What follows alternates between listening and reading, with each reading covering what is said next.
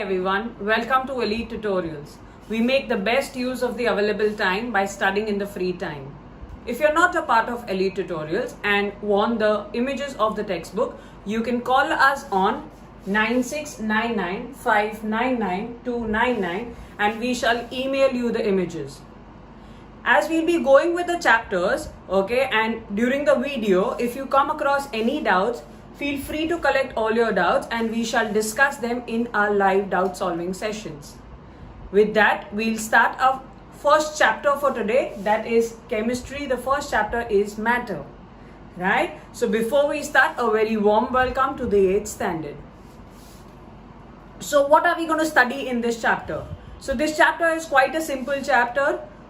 In this, we are going to study what is matter, a few characteristics of matter, and also an important theory relating to matter that's called as kinetic molecular theory of matter and interconversion. So you will find this chapter to be quite simple because you would know quite a lot of things. Possibly you might not know the terms, right? So it's quite an easy chapter and to start off with. So let's not waste much of time. So we start with the first thing that is called as matter. So now what the definition of matter? So matter is anything that occupies space, right? And it has mass and it can be perceived by our senses. So let's understand each word. Matter occupies space. So if I am talking about this marker, if I place it over here, it occupies this space. And it has mass. So it does have mass. It may not be heavy, but it does have mass. And can be perceived by our senses. So what do you understand by the word perceived by our senses? Perceive means it can be seen by or felt, right? Over here we are talking about a sense organ. So matter. So even if when we're talking about a small piece of chalk powder or else chalk powder, so it's so minute but you still can see it, so you still call it as matter. Why? Because you can use your senses and you can sense that. So perceived by our senses means felt or sensed by our senses. So that is the first thing that we're going to talk about matter. Now, what is exactly matter made up of? Matter can be either made up of atoms, molecules or ions. So when we're talking about atoms, atom would be a tiny particle of any element. Now you would be wondering what is an element, right? You know carbon, hydrogen, oxygen. So all of those are elements. So what are these elements made up of? These elements are made up of small atoms of carbon. Okay, so when I talk about diamond, so diamond is so beautiful, but diamond is made up of carbon atoms, right? So a diamond structure contains small atoms of carbon, right? So when we're talking about an atom, so what is an atom? Atom is the smallest particle of an element. Always remember, atom of an element. Atom of an element. So atom is the smallest particle of an element. Whenever I represent an atom, I only write the symbol, right? Like carbon, so I write the symbol C. If I'm talking about oxygen, I write the symbol O. So for atom, we say atom is the smallest particle of an element. I hope you've understood this. The next one, when we're talking about molecules, so atoms will combine together to form molecules. So atom is still the smallest. Atoms are combining and forming molecules. So molecule becomes the smallest particle of a substance. So if I say oxygen is an atom, so O2 is a molecule. If I say hydrogen is an atom, so H2 is a molecule. Got it? So I'm sure you've understood the difference between an atom and a molecule. And you've also heard these terms in your previous standard, so it's not difficult. Moving to the next one, we're talking about ions. Okay, what are ions? Ions are charged particles. Now charged. So basically, why are ions formed? Now usually when we're talking about atoms or else all elements are not stable. So basically they do give electrons, they do take electrons, and because of this give and take of electrons, they develop charges. So a very simple thing that you can remember for now is metals give electron, and because metals lose electrons, they develop a positive charge. So metals lose electron, developing a positive charge. What do they develop? A positive charge. and positively charged ions are called as cations. Easy. So non-metals gain electrons and they develop a negative charge, that's called as anions, right? So those are the two types of ions, that is anion and cation. Okay, so all these three things with the definition of matter, atoms, molecules and ions is being specified in the textbook. So we're talking about Viraf Dalal, page number 1. Just this small little thing is not being specified in the book, so then later on you can write it or make a note of it. So I've just given it in simple words that metals lose electrons and they form cations that are positively charged, and non-metals gain electrons and they form anions that are negatively charged. Okay, so cations are positively charged and anions are negatively charged. We have simple examples over here. Sodium is a metal. By the loss of electron it becomes Na plus, and chlorine by the gain of one electron becomes Cl minus. Yes, so this is the first topic what we have to cover, and we've done that. So I'm sure you've understood matter, atom, molecule and ions, right? So with this we finish the first part. Now we are talking about the next thing, that is characteristics of matter. So when we are talking about matter, there are a few characteristics about matter. So we have to study 4 simple characteristics. The first characteristic is volume. So let's take a simple example. We fill a bottle with water. So how much water is there in that bottle would be considered its volume. So how do I define that in simple words? That's the space occupied. So when we are considering the first characteristic, volume is the space occupied by that matter. So in the bottle my matter is water and the space occupied by water will be its volume, right? So volume is the space occupied by matter. Got it? Easy. We come down to the next one. Mass. What is mass? Mass is how much amount is present, right? So that is the quantity of matter. What is mass? Mass is the quantity of matter. Remember one thing, once a person or else a person A, right? A person A is weighing 60 kgs. Okay? So weighing 60 kgs is not the mass, that is the weight. So that's because of the gravitational pull. Okay? So do not get confused between both the terms. So I'm just comparing two things together. Mass is the quantity of matter and weight is the gravitational pull. So basically there's some gravity that acts, and because of that gravitational pull we feel the weight. Okay, so coming back to that example of Mr. A. If Mr. A weighs 60 kgs on the surface of the earth, that's his weight. And if he goes on the surface of the moon, his weight is 10 kgs. Right? So what do you understand? What has changed? Weight has changed because the gravity on the surface of the earth and on the surface of the moon is going to be different. So therefore there will be a difference in the mass and there'll be a difference in the mass or the weight. There'll be a difference in the weight because gravitational pull has changed. So what remains the same? Mass remains the same. So whatever is the content will remain the same, whether he is on the earth or whether he is on the moon. So remember, mass will remain constant and weight is going to change because weight depends on gravitational force. Okay? One more thing, okay, in your exam if they ask you to distinguish between mass and weight, so you can say mass is the quantity of matter, weight is the gravitational pull acting on the matter, and one more point, mass can be measured by a physical balance and weight can be measured by a spring balance because that's where gravity comes into picture. Okay, so I'm sure you're very clear with mass and weight and the differences of the same.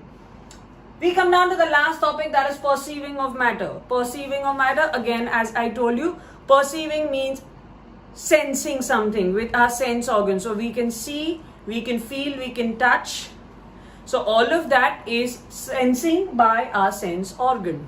So that's what we have to study from page 1. If you have your textbooks or your PDFs, you see on the page 1, you also have a comparative table about solid, liquids and gases. I'll do that a little later as we proceed further, so it becomes more easier for us to understand. I'm sure everything else is very clear from page 1. So we come down to the next very important theory of this chapter called as the kinetic molecular theory of matter. Big word, very simple. Let's break the word. Kinetic molecular theory of matter. So the last few words were simple theory of matter. Now what do you understand by kinetic molecular theory? So kinetic means basically now all these particles, when we talk about matter, matter is made up of, or we say the constituents of matter, composition of matter. What is matter made up of? So matter is either made up of atoms, molecules or ions. So all of these may be moving here and there. Because they move, they would have some energy. So that energy is called as kinetic energy. So that's how the word kinetic comes into picture. Then we're talking about molecules. So we know that matter is made up of tiny particles. These tiny particles are called as atoms. They come together and form molecules. That's why we have the word molecule. So kinetic molecular theory of matter. Clear? Now this kinetic molecular theory of matter has main points. So whenever a famous scientist gives any theory, he puts in his main points. So those are called as postulates. What are they called as? Postulates. So you might find the word main postulates in your textbook. So main postulates are the main points of the theory. So over here we have 4 main postulates. I told you the first one is composition of matter. So what is matter made up of? Matter is either made up of, so matter can be a solid, liquid or gas. And all of them would be made up of atoms, molecules or ions. So you know composition of matter. We are talking about the next thing that is a new thing. Interparticle or intermolecular space. Now what do you understand by this? So if you understand when we are talking about matter, okay, imagine we're talking about a solid. Okay, so all the particles are very closely held. Okay, so they are like packed together. Now when they are packed together, okay, so I say that the space between both the molecules is very less. So just imagine if I'm drawing something like this. So I have one molecule over here, I have another molecule over here, and I have another molecule over here. So if you understand, they are so packed in a solid, so we say the interparticle or intermolecular space is minimum. So what is interparticle? Inter, see, now when I use the word inter means between different. So like if you have inter-school competitions, different schools participate. So when I use the word intermolecule means the different molecules. So different molecules, the spaces between the different molecules is called as intermolecule. Right? So intermolecule space. So in solids, the intermolecule space is minimum. Okay, because they are packed together. In liquids, it would be a little more, and in gases, it would be much more. Because in gases, the particles are running here and there constantly. So I'm sure you've understood the word interparticle. Interparticle is also called as intermolecule. So interparticle or intermolecular space. That is the space between two different molecules, right, is called as interparticle or intermolecule space.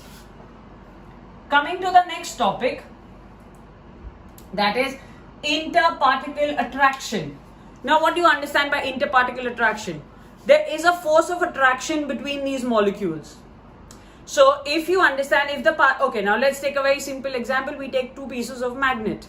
So if the magnets are very close to each other, the force of attraction is going to be greater because the distance between them is smaller, right? So if the distance between them is smaller or lesser, the force of attraction is going to be greater. So there is some force with which they pull each other. That is called as interparticle attraction. What is it called as? Interparticle attraction. So for interparticle attraction, how do we connect the first and the second point? The interparticle attraction increases if the distance decreases. And if the distance increases, interparticle force decreases. Correct? So distance increases, attraction decreases. Distance decreases, attraction increases. Right? So we'll also compare that for each solid, liquid and gas, so that becomes very clear in your head. Now, so we've understood the first point, we've understood the second point, we come down to the third point, kinetic energy. I told you all these particles are in random motion, moving here, there, all the time. Now, because they are moving here and there, they have some movement. So when they have some movement, they do have some energy because of that. So the energy generated because of motion is called as kinetic energy. When I heat a substance, what will happen is the kinetic energy increases. And when I cool a substance, the kinetic energy decreases. Because as soon as you heat it, the particles are going to gain some energy and they're going to run faster.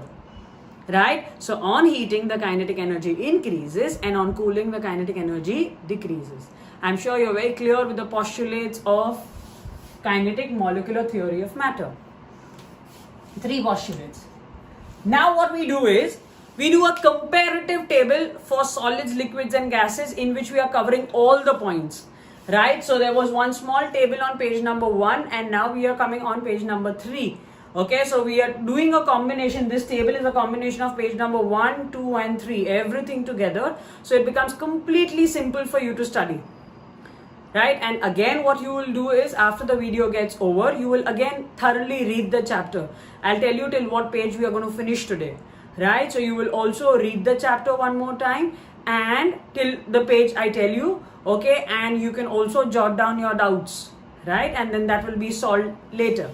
Okay, so let's come back to solids, liquids and gases. So we're doing a comparative table over here. Now, because solids, liquids and gases, all of them are matter, they will occupy space and have mass. So all of them occupy space and have mass, because that's the definition for matter. Now when we are talking about solids, when we are talking about the volume for solids, all solids have a definite volume. Right? Liquids also have a definite volume, but gases have no definite volume. Okay, so the first 2 points were quite simple. Now let's connect how these postulates of the kinetic molecular theory are going to determine factors about solid, liquids and gases. So let's start with the first one. I'll go slow so that you can understand that very well. Okay, the first one, interparticle or intermolecular space. Okay, imagine in solids, the particles are going to be packed. Okay, I give you a very simple example so that this is very clear. So in solid state, imagine all of you all are packed in one classroom. So everybody is sitting very close to each other. Right? Okay, all what you're doing in the class is yes miss, no miss. Okay, so you're constantly like you don't have much of space to move around, so you're just doing yes miss, no miss. So that was the example when the students are packed, okay, in one classroom. So that can be related to solid state. Come down to the second example, liquid state, break time. Okay, so in break time, you are in the premises, you are doing a little masti, but not running away. Right? So distances have increased a little bit. Movement has increased a little bit. And the last case, when we're talking about when it's time to go home, all the molecules are going to run away, far away from each other. Right? And they are going to go in random motion. So one goes in this direction, one goes in that direction. So all of you all are in random motion. I'm sure you've understood this. So thinking about those examples, let's discuss solid, liquids and gases. Okay. So when we're talking about solids, the interparticle space for solids is going to be, because they are going to be packed together, the interparticle space is going to be minimum.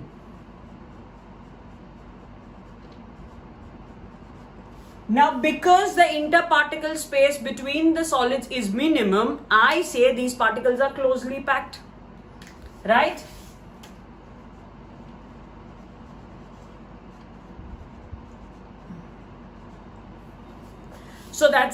So from interparticle spaces, we understood how the arrangement of the molecule is.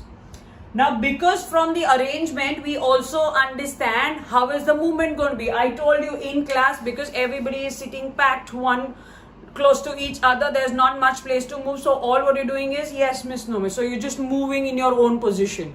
So the movement of the molecules in the solid state is going to be about their own position.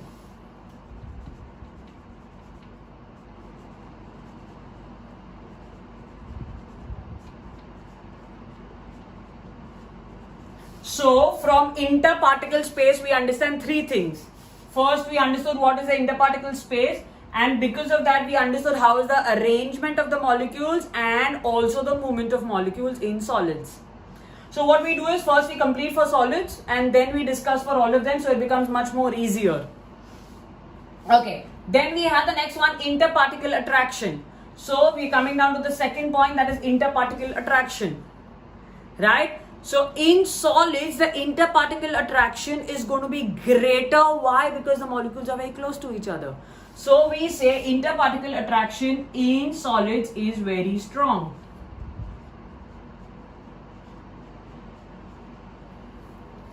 Right? Because they're going to be packed to each other. If they're going to be packed to each other, if you understand, it's going to be a very hard solid.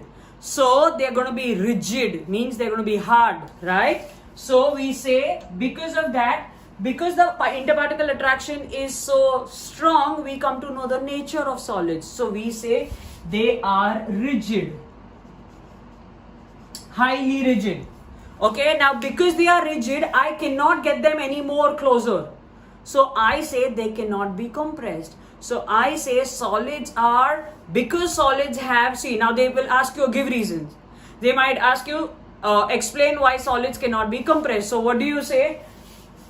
In solids, the interparticle attraction is very strong and interparticle space is minimum. So the particles are close to each other or they are packed, and therefore they are rigid and hard to compress. Got it? So it is, they cannot be compressed. Okay, understood this? So see, based on this, you will also have give reasons, which will be a small give reasons, small 1 line, 2 line, 2 points. So that's where you pick up the right point. Okay, so now what will happen is, so we understood that the answer for why solids cannot be compressed. So in solids, the interparticle spaces are minimum, interparticle forces are, interparticle attractions are very strong, and thus they are rigid and therefore they cannot be compressed. Okay, so based on this, we understood 2 points. Now because of this, we say solids have a definite volume and they also have a definite shape. One more thing we are going to talk about is they have infinite surfaces. Now what are infinite surfaces? Free surfaces. Okay, now see, simple. If I have a marker over here, now this marker is a solid. Okay, I can place one marker here, one marker here, one marker here, one marker here. So there are a lot of free surfaces, right? So we say for solids there are infinite free surfaces. So there can be molecules everywhere. Right? Okay, so that means that whenever we're talking about solids, so solids have infinite free surfaces. But when I place two solids, both of them are rigid, so they will not mix into each other, right? Because they do not have spaces between them, so they will not mix with each other. So I need an external supply of heat to mix them together. So they will not mix together. So we say solids do not diffuse or do not mix. So we say solids do not diffuse. Right? Okay, let's discuss this kinetic energy. For solids, tell me now, particles are going to be very close to each other. They are going to be packed. You are in your classroom.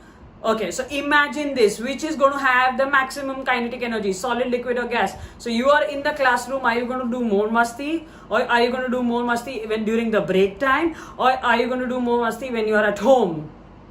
Yes, you're right. Your answer is when you are at home, you're completely like the little monster, right? So similarly, when we're talking about solid, liquids and gases, which will have the maximum energy? Not solids, but gases. So we say solids have the minimum kinetic energy.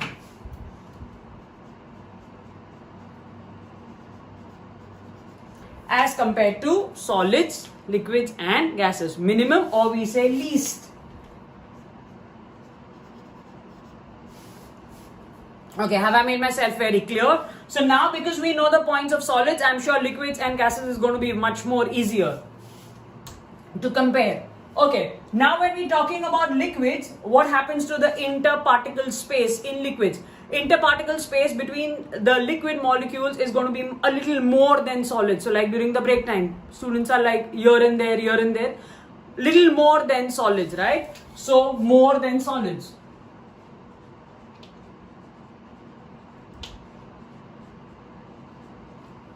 So in gases, it's going to be maximum. Everybody is far away from each other.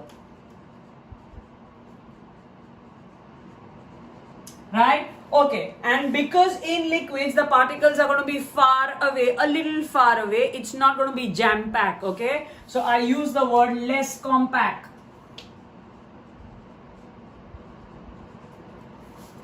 Okay, understood? Less compact means they're not like, and again it's the time for lecture, everybody's sitting back in their benches. So because of this, now what will happen is during the break time, everybody is constantly moving here and then doing something or the other. So we say they are in continuous motion.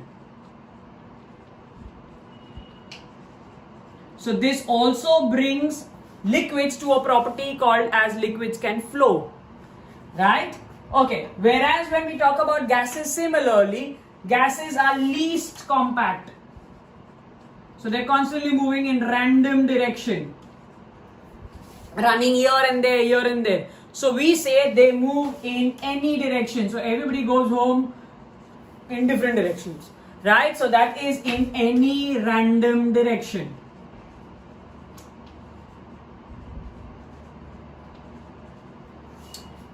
Got it? Let's come down to the next one. Interparticle attraction. So in liquids, the interparticle attraction is going to be less stronger as compared to liquids. Solids.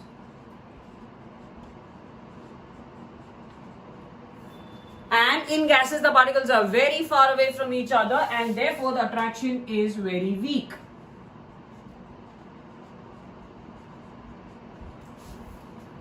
Yes, and because of that we say liquids are not rigid. So we say they are less rigid. Right? They don't have a fixed shape, so therefore they have an ability to flow. And now they have a little more spaces as compared to solids, so I can get them closer. So that is why I can say they are slightly compressible.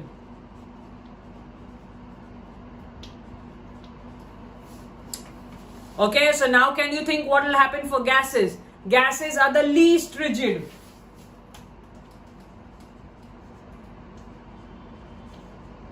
And they are highly compressible because the spaces are so, there is so much of spaces that they can easily be brought closer together. So they are highly compressible. Okay, now because of this, okay, so we've understood highly compressible. Now when we talk about liquids will have only one free surface. So we take a simple example of a bottle. So basically now what happens is when I add water, you can see the water level, only this level will increase. So this has only a upper free surface, right? Okay, so that is what we say for liquids. Liquids have only one upper free surface.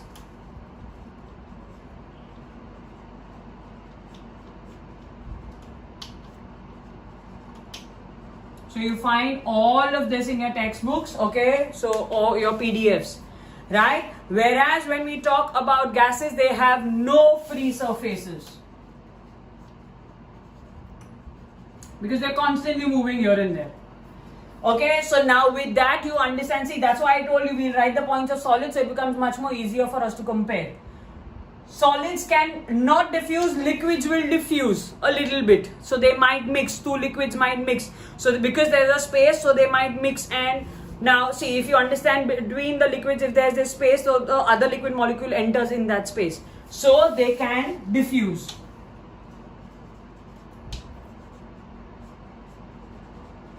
But for gases, they mix very well, right? So they can diffuse easily, very easily.